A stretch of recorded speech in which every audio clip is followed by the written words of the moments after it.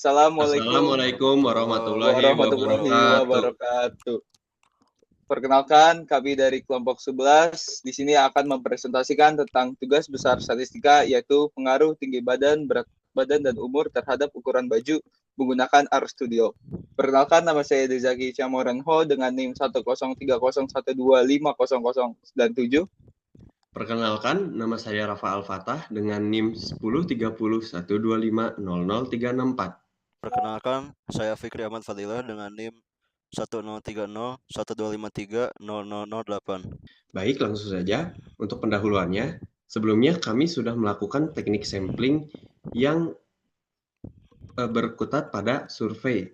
Nah, di dalam survei tersebut, kita meminta para pengisi survei tersebut untuk mengisi data, yakni gender, umur, tinggi badan, berat badan, profesi,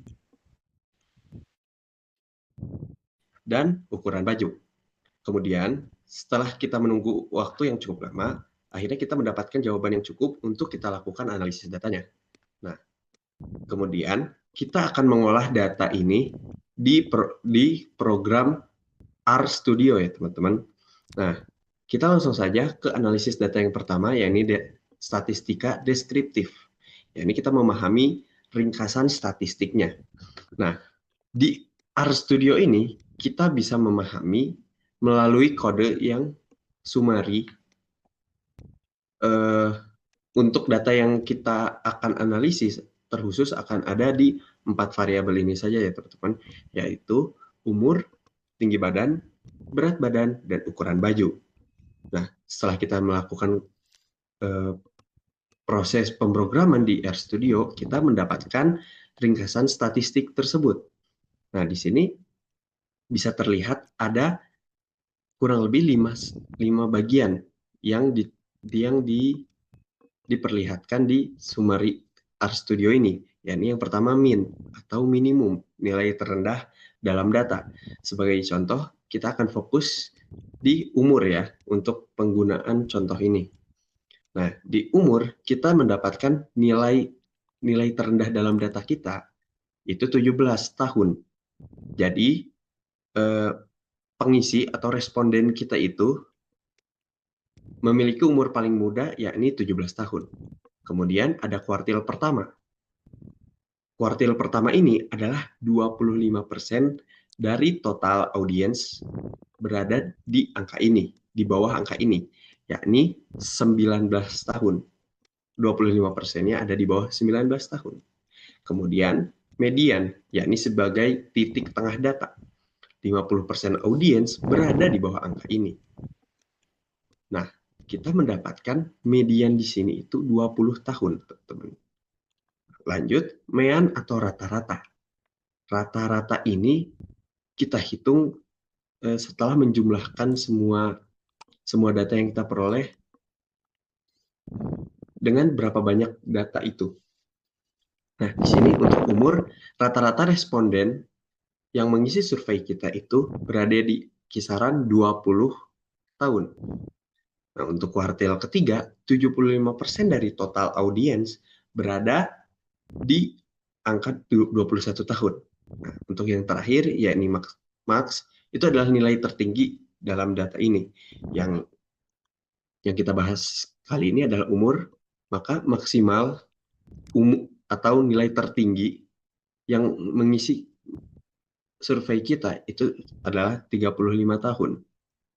Nah, lanjut, kita memiliki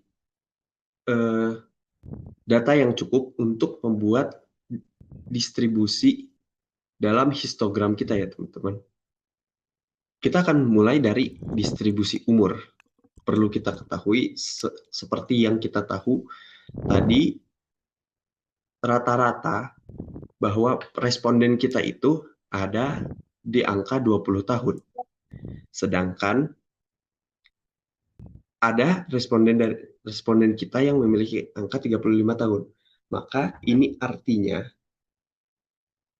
kita memiliki skewness atau bentuk distribusi yang condong miring ke kanan. skewness yang condong ke kanan atau miring kanan itu biasanya ketika mean atau nilai rata-ratanya lebih besar dari median. Nah, untuk umur, audiens didominasi oleh anak muda atau mahasiswa. Karena kita seperti yang kita tahu tadi, rata-ratanya itu 20 tahun dan mediannya juga 20 tahun, kurang lebih ya. Nah, orang dengan umur 30 tahun lebih itu termasuk kepada pengecualian atau outlier yang jumlahnya sangat sedikit. Kemudian lanjut untuk distribusi selanjutnya. Distribusi selanjutnya yakni tinggi badan. Nah, untuk tinggi badan, pada survei yang kita lakukan kali ini, terlihat cukup simetris, di mana distribusinya itu kurang lebih seimbang. Maka tidak ada dominasi ekstrim pada tinggi badan tertentu. Sebarannya cukup merata di sekitar angka 165 cm aja. Nah, lanjut. Kemudian ada pula distribusi berat badan.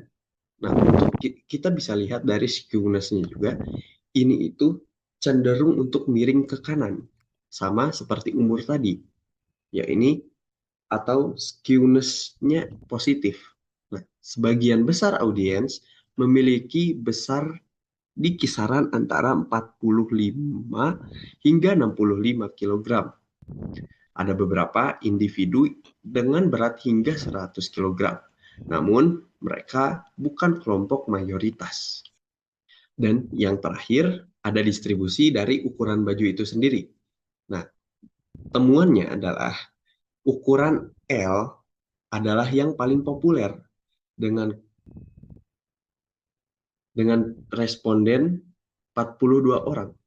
Diikuti oleh size M, yakni 38 orang, dan size S sebanyak 33 orang.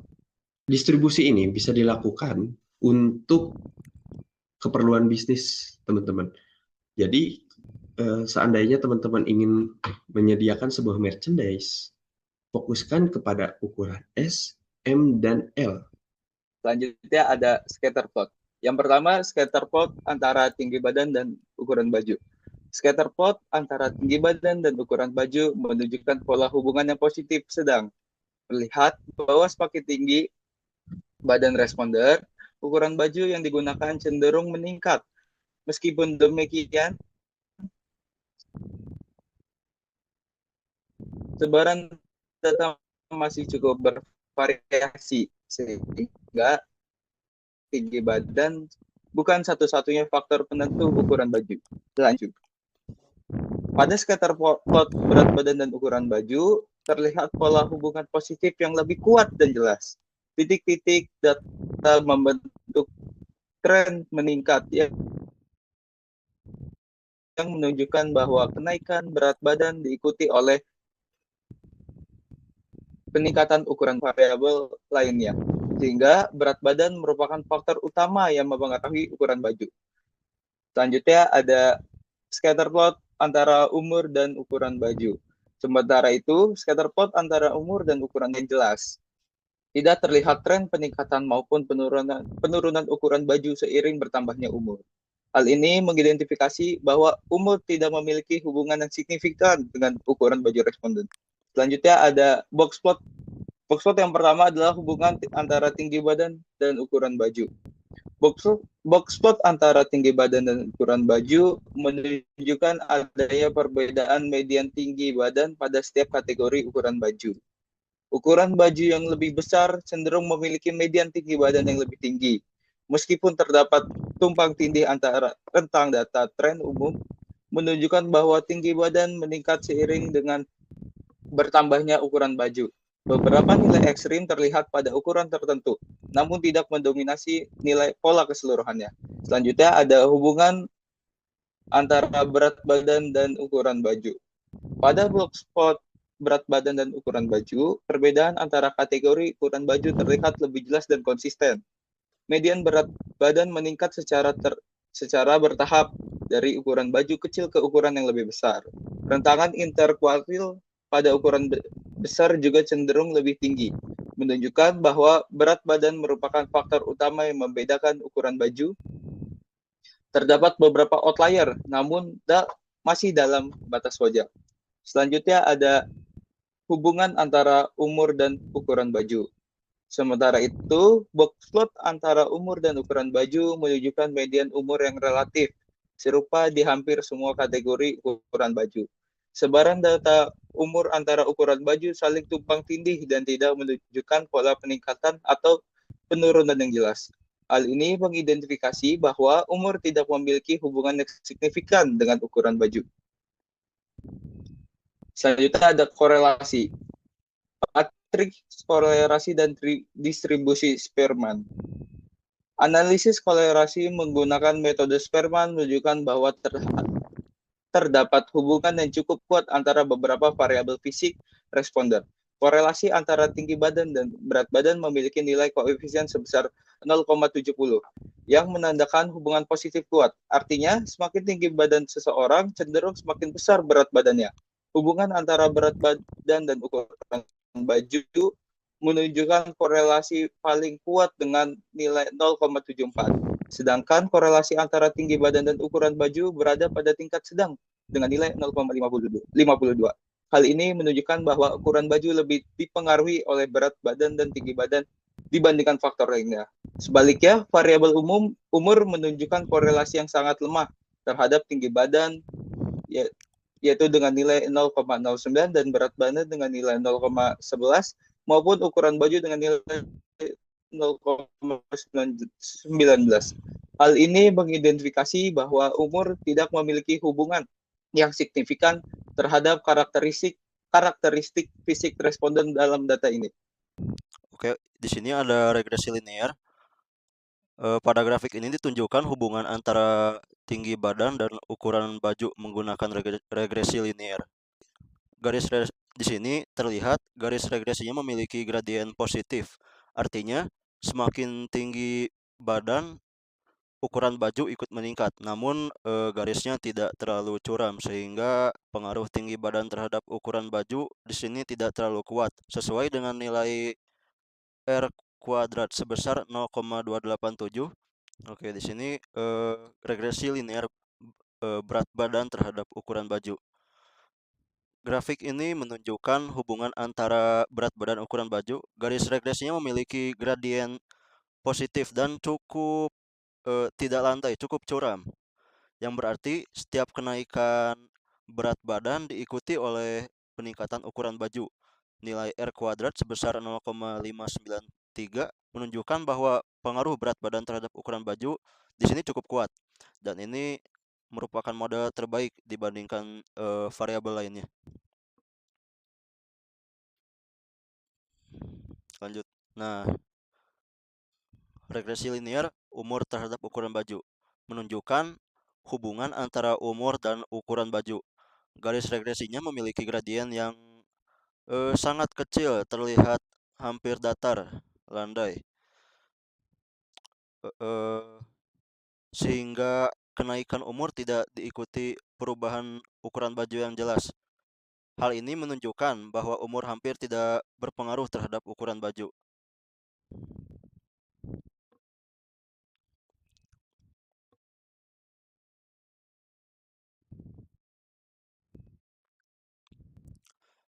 Pada grafik ini ditampilkan hubungan antara berat badan dan tinggi badan.